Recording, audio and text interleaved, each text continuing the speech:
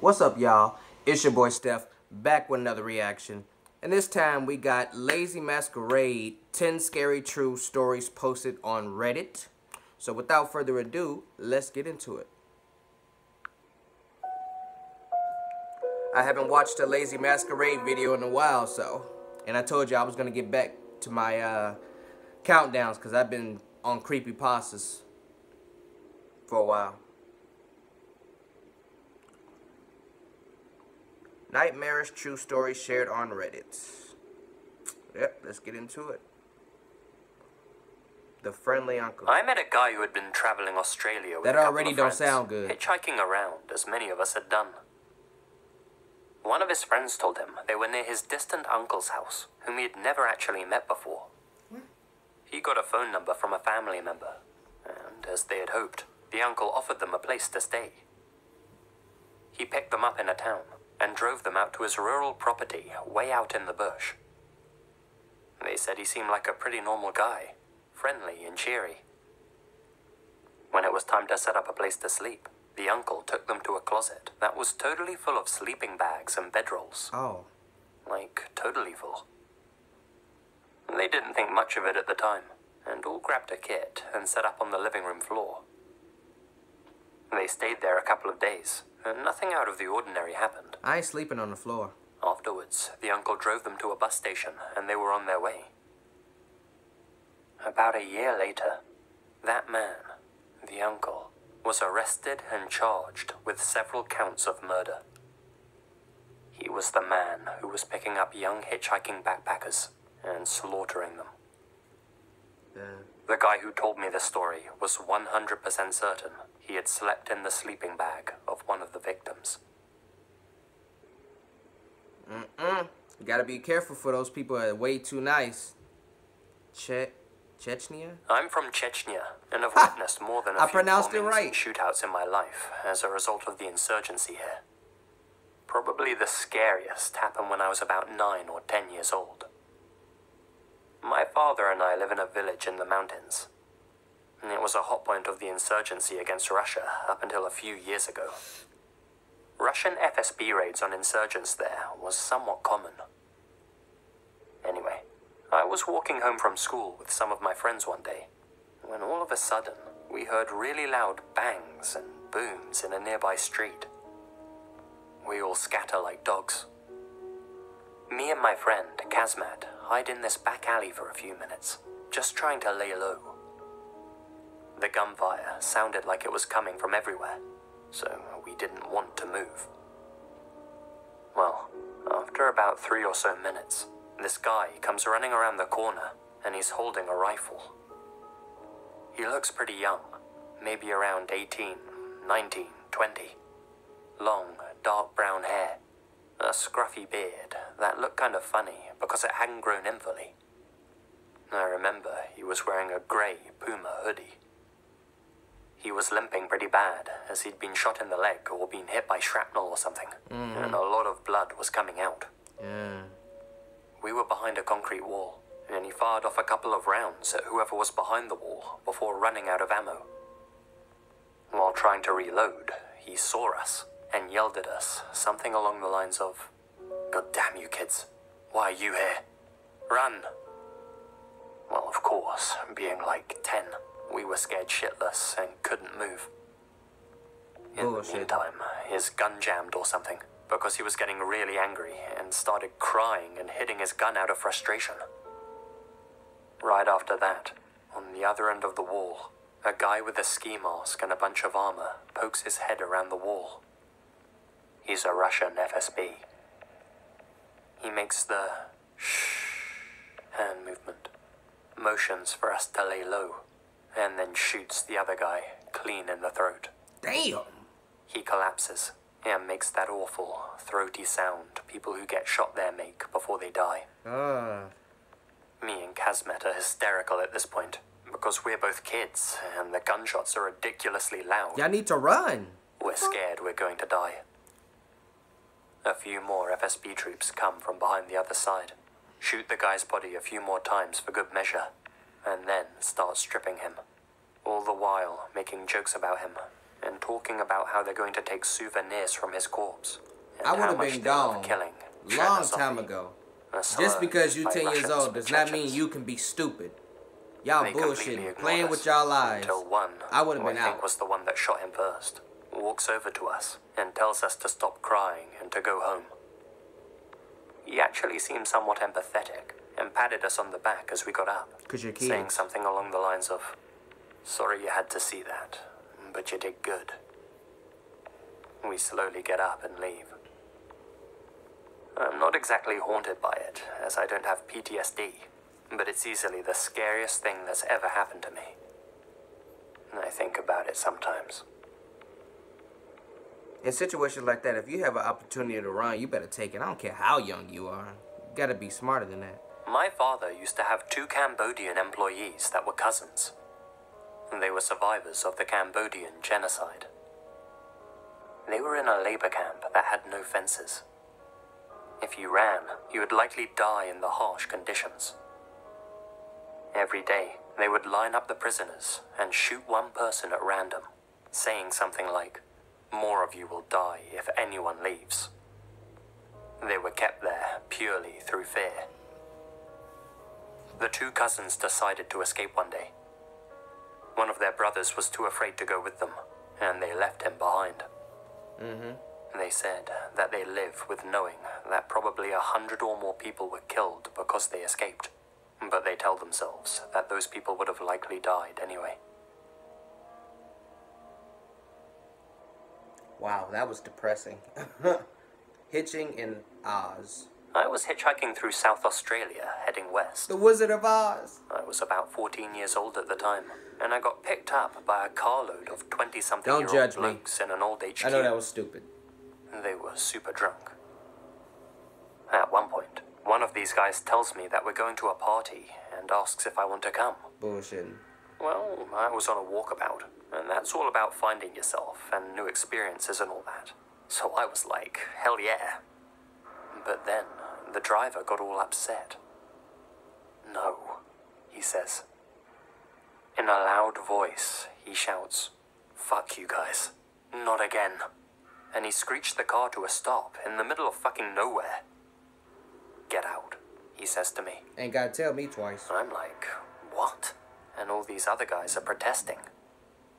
He looks me dead in the eyes and says, "Get out. Now." He seemed pretty serious, so I did. Everyone else in the car was losing their collective shit, and I was left standing on the side of the road, 200 clicks from fucking anything. Now, I don't know what they were planning, but in retrospect, I'm fairly sure it wasn't anything good. Hell no. Yeah, I was about to get got. So far, everybody in this countdown been playing. I was at a bonfire where people were telling ghost stories, and a friend told us this story about his aunt in Mexico. Mexico. Back when she was a little kid, 6 or 7, she lived on a ranch near some mountains, and one day she was playing outside and ended up going missing. A lot of people from the area came to help look for her, call for her, but nothing. Like a week went by, and the family had begun to give up hope. Then, suddenly, she comes out from the trees, dirty, and with her mouth sewn shut. Oh my God. The family take her to the hospital immediately. The story that the little girl tells them is that she was wandering around in the trees, and some duende, Bullshit. a folkloric creature, came out and asked her to play with them. So, she goes with them in the woods, and when she starts to get hungry, they tell her that she needs to stay, so she does. Bullshit. But then it starts to get dark, so eventually she finds her way back home. She apparently thought she was only gone a couple of hours, not a week. Apparently, afterwards, that girl, the aunt, was never the same again, and she grew up to be a very quiet and reserved woman. He says she still has scars from where her mouth was sewn shut.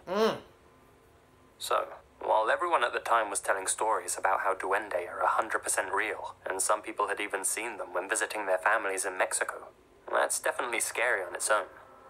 But for this story in particular, What's scary is that this 7-year-old girl was taken from her family ranch and held hostage in the woods for a week, where she was so tortured that she ended up blocking out what happened to her and came up with a story in order to cope.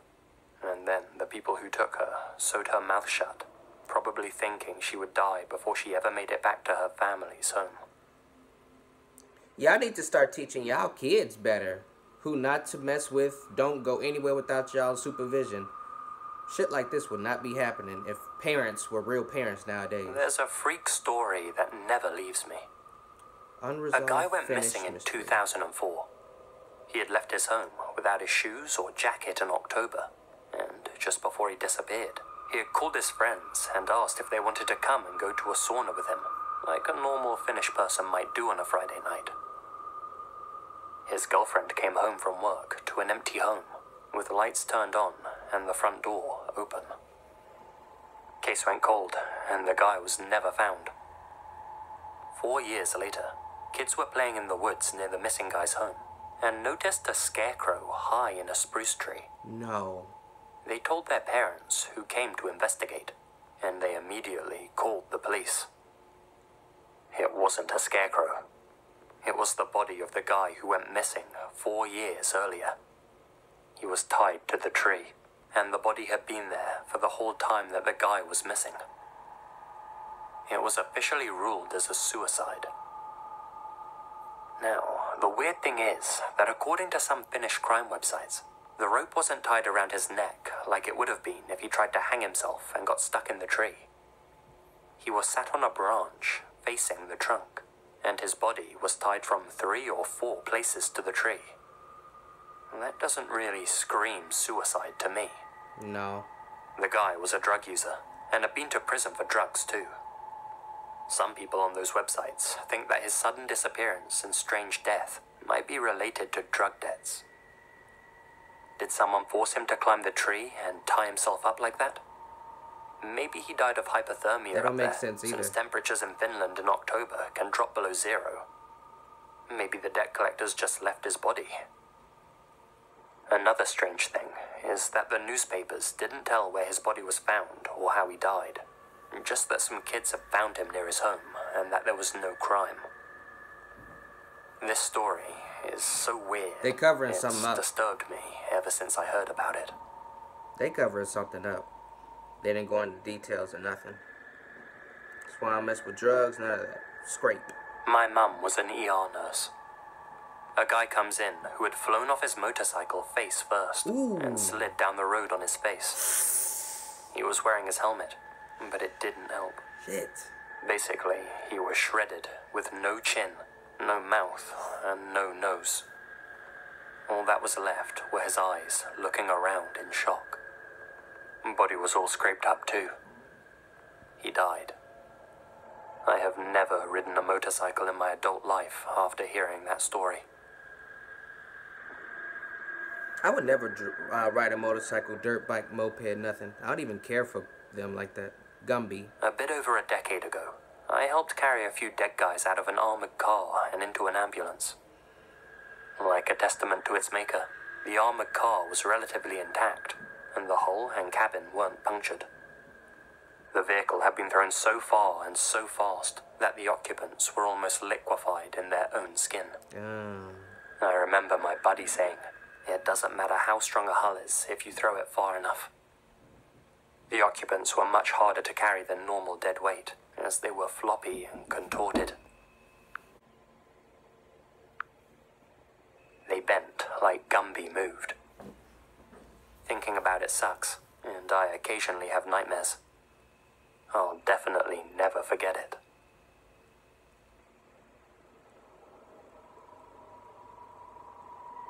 Dreamer. I went to the bathroom in the middle of the night after some nightmares. My bad, my and relatives left my came door in my cracked room. open before I got back That's into why I bed. had to pause, stop the video. When I fell asleep, I dreamt edited that it I was out. outside my room.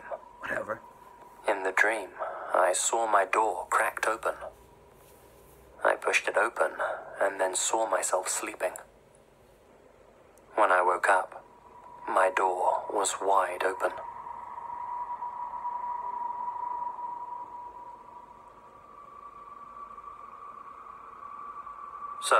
Years and years back, on an autumn night, I experienced my first and only bad trip Damn, that was from a magic short-ass mushrooms. story.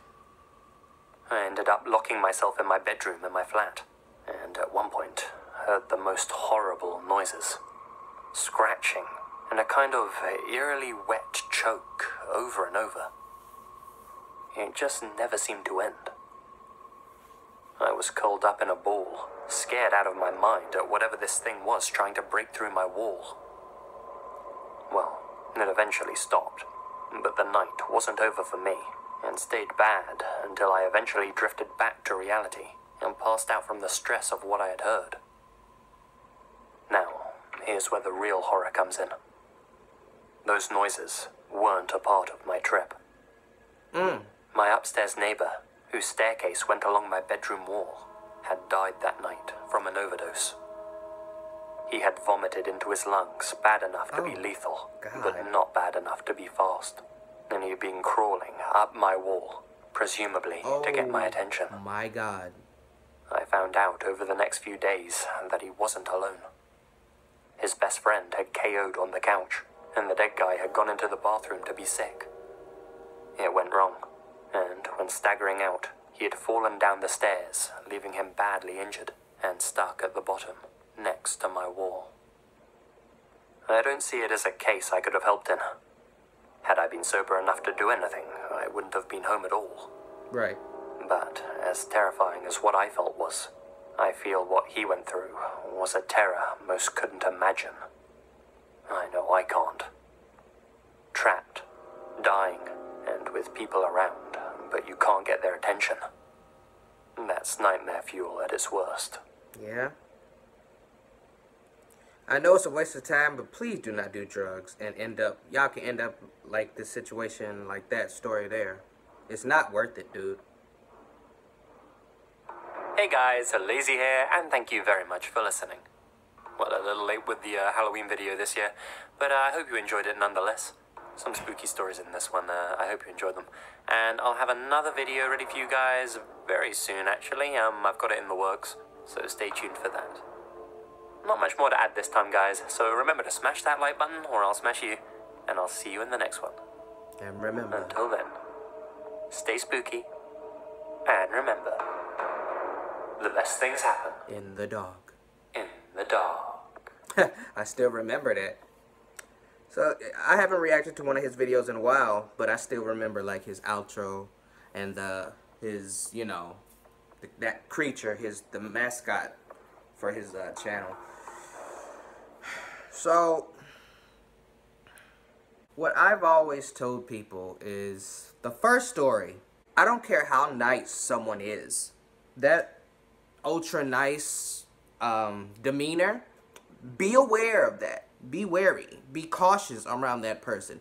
That's how a lot of these serial killers are. Ted Bundy, Jane Wayne Gacy. They seem like nice guys at first, but once you got to know them, they're murderers, rapists, they'll mutilate you. Like, it's the nicest people you have to be careful of. The nicest people be the craziest ones.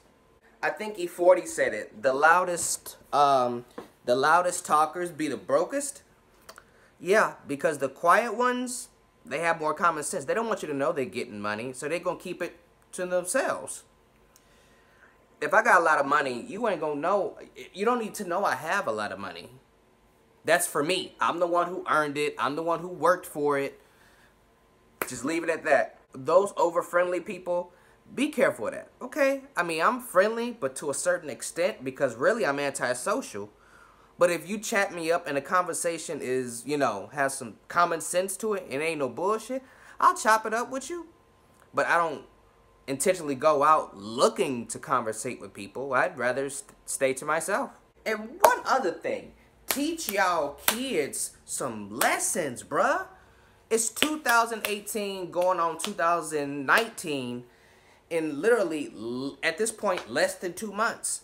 Like, y'all need to teach y'all kids where to go, where they can't go, who they can talk to, who they can hang around with, what they can do, and all that. Like, y'all need to get on y'all kids, because those kid stories in here could have been avoided had the parents been paying attention and actually been teaching their children. Like, I hate when I hear about stories, you know, stuff happening to kids, especially that one where she had her mouth sewn shut. That, and that picture they was using during the story, watch y'all damn kids. Raise y'all damn kids right. All I'm saying. But hey guys, that is all I got for y'all. If you like my reaction, like the video, comment on the video, and share the video. And if you really like to subscribe to my channel, tap that bell icon so you will be notified every time your boy Steph drop new content, which I do on a weekly basis. I will leave links in the description to Lazy Masquerade's channel, along with a link to this original video so y'all can see it for yourselves. That is all I got for y'all this time around. Your boy Steph is out.